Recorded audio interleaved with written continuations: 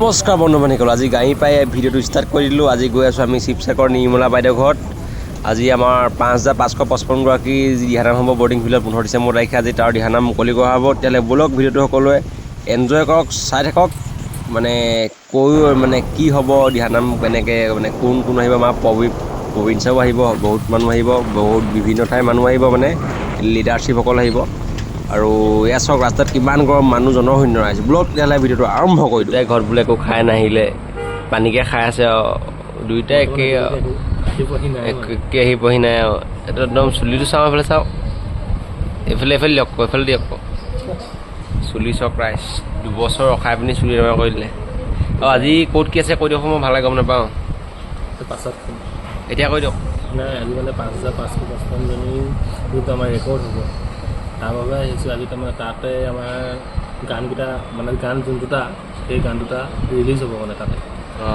কি হ'ব চব আলোচনা বিলোচনাটো আজি মূল মিটিংখনত হ'ব আৰু চাই থাকক ভিডিঅ'টো। সকলো পাই যাব ৰাইজ, কি গান হ'ব সকলো ইনফৰ্মেশ্যন দি দিম আপোনালোকক। আহি গ'ল ৰাইজ, আজি বিদ্যুৎদাই খুৱাইছে দেই বাৰ্থডে পাৰ্টি। বহুত দিনৰ মই বাৰ্থডে পাৰ্টি খুৱাই দিলে। ৰুটি বাৰ্থডে আহি আছে বৰ্তমান, আহি পোনে খাবলৈহে আহিছোঁ ডাইৰেক্ট। খাইছোঁ আৰু মেইন জেগা পোৱাগৈ নাই।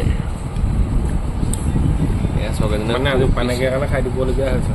সোমবাৰে ভাত চাত নাখায় নে কি জানো। সোমবাৰে ভাত চাত নাখাওঁ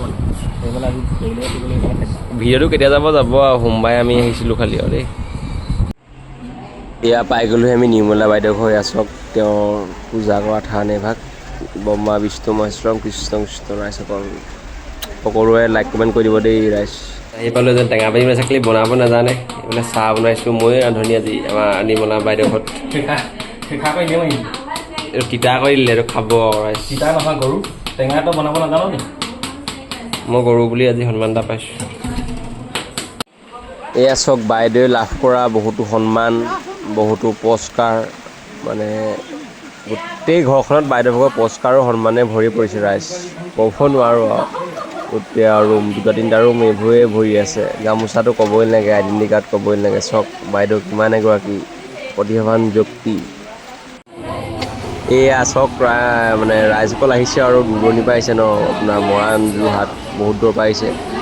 গোট খাইছে আৰু অনুষ্ঠান ভাগ হ'ব আৰু সকলোৱে চাই থাকক। গৰমত তত পোৱা নাই, ইমান গৰম কৈছোঁ নহয়, চবৰে জোল বৈ গৈছে আৰু ৰাইজ কৈছোঁ নহয়, ময়ো থাকিব পৰা নাই গৰমত আৰু।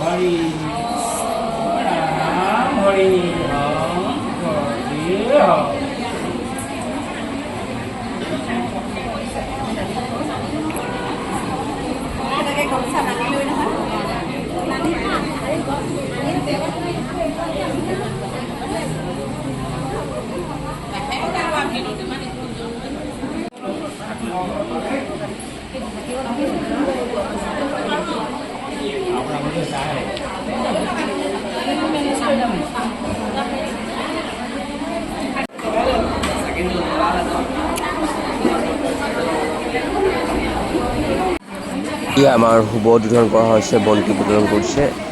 ইয়াৰ পিছৰ কাৰ্যসূচীখিনি আপোনালোকক দেখুৱাই আছোঁ ৰ'ব ৰাইজসকল।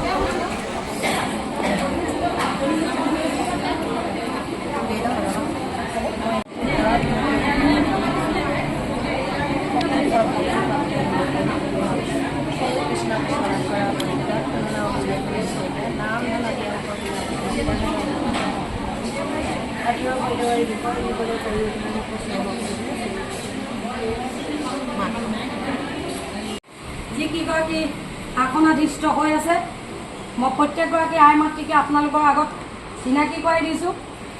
কাৰণ তেওঁলোক যদি নহ'লহেঁতেন, হয়তো নামষাৰ খুব সুন্দৰকৈ বাণীবদ্ধ নহ'লহেঁতেন। গতিকে সৰ্বপ্ৰথমে মই চিনাকি কৰিছোঁ অতি শ্ৰদ্ধাৰ সংগীতা বৰা বাইদেউ। মাত্ৰ এখেতলোকক এটা হাততালি দিব আৰু আশীৰ্বাদ প্ৰদান কৰিব, যাতে মোৰ প্ৰভু ভগৱন্তই সদায় তেওঁলোকক কৃপা কৰক, মংগলময় কৰি ৰাখক আৰু সুস্বাস্থ্য দিয়ক। তাৰপিছতে মই চিনাকি কৰিবলৈ লৈছোঁ মোৰ অতি মৰমৰ স্নিগ্ধা, তেখেতে বাণীবদ্ধ কৰিছে এষাৰ নামত। এয়া মোৰ গুৰু আপোনালোকৰ গুৰু গ্ৰীষ্মহোত্তৰে প্ৰবীণ বাছৰ গুৰুত্বপূৰ্ণ বক্তব্য শুনক পাইছে। বহুত ধুনীয়া কথা কৈছে তেওঁ।